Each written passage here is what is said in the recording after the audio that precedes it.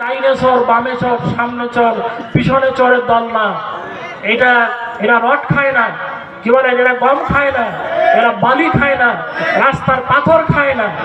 এদিকে কার্পেটিং হয়, পিছন দিক থেকে ভারী খড় ধুয়ে ওই খানার ভিতরে, গর্তের ভিতরে চলে যায়। অর্থাৎ জামাত ইসলামীর কাজী শামসুর রহমান তিনবার এমপি থেকে প্রমাণ করেছে, একটা সুজের আগ্রহ পর্যন্ত, একটা টাকা পর্যন্ত হারাম তিনি স্পর্শ করেন নাই। এমপি আসার সাহেব বাড়িতে বসে একটি গেঞ্জি গায়ে দিয়ে চটা সাজতেছেন ঘরের গোল পাতার চাল খাওয়ার জন্য, তখন উনি এমপি আসার সাহেব।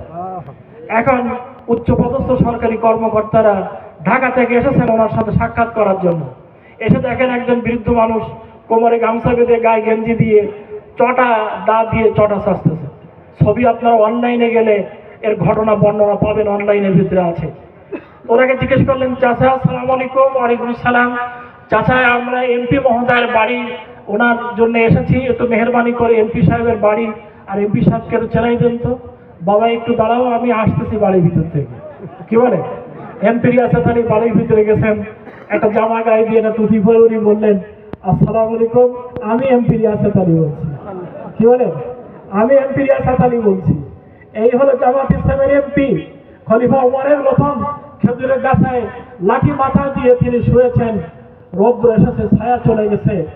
রোম এবং পারস্য সম্রাট তারা দেখতে এসেছে যে কই সেই মহাবীর, মহা দিগ্বিজয়ী উমর।